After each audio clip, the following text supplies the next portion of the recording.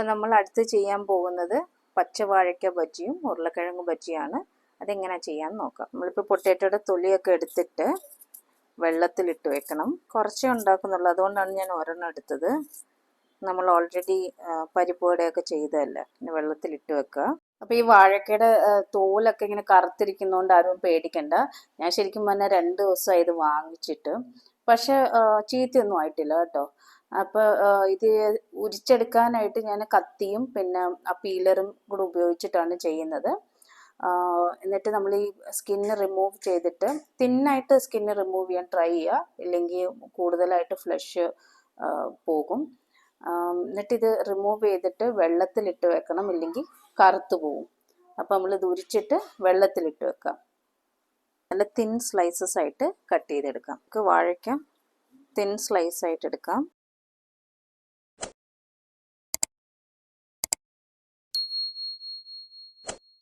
ഈ കനത്തിൽ മതി. അപ്പോൾ നമ്മൾ ബജ്ജി മാവ് ഉണ്ടാക്കാൻ പോവാണ്.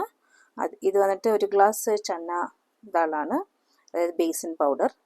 ഇതിലേക്ക് ആവശ്യത്തിന് ഉപ്പ്, കുറച്ച് മഞ്ഞൾപ്പൊടി, എരിവനുസരിച്ച് മുളക് പൊടി, കുറച്ച് കൂടുതൽ എരിവാണെങ്കിൽ കുറച്ചുകൂടി ഇടാം, ഇത്തിരി സോഡ പൗഡർ.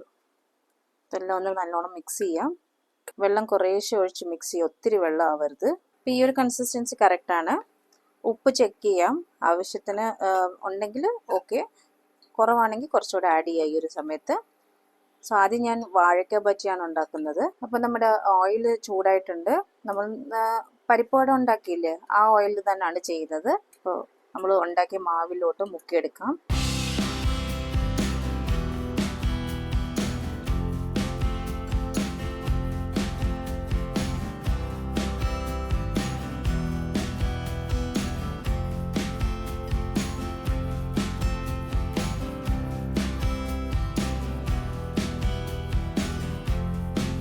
നമ്മുടെ വാഴയ്ക്ക ബജ്ജി ഇവിടെ റെഡി ആയിട്ടുണ്ട്. അടുത്തത് നമുക്ക് പൊട്ടാറ്റോ ഒന്ന് തിൻ സ്ലൈസ് ആയിട്ട് കട്ട് ചെയ്യാം. ഇപ്പോൾ നമ്മൾ പൊട്ടാറ്റോ തിൻ സ്ലൈസ് ആയിട്ട് കട്ട് ചെയ്യാണ്.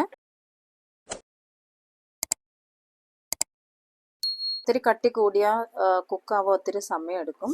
ഇങ്ങനൊരു ട്രാൻസ്പെറൻ്റ് ആയിട്ടിരിക്കണം, ഇത്ര തിൻ സ്ലൈസ് ആയിരിക്കണം. നമ്മൾ കട്ട് ചെയ്ത പൊട്ടാറ്റോ സ്ലൈസസ് ഒക്കെ മാവിലോട്ട് ഇട്ടിട്ടുണ്ട്. ഒന്നൊന്നായിട്ട് നമ്മൾ മുക്കിപ്പൊരിക്കാം.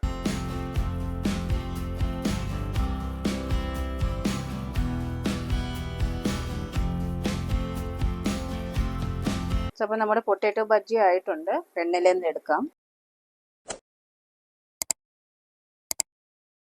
ഓക്കെ, അങ്ങനെ നമ്മുടെ പച്ചവാഴയ്ക്ക ബജ്ജിയും പൊട്ടാറ്റോ ബജ്ജിയും ഇവിടെ റെഡി ആയിട്ടുണ്ട്. എല്ലാവർക്കും ഈ വീഡിയോ ഇഷ്ടപ്പെടുമെന്ന് വിചാരിക്കുന്നു. അപ്പോൾ അടുത്ത വീഡിയോയിലൂടെ കാണാം.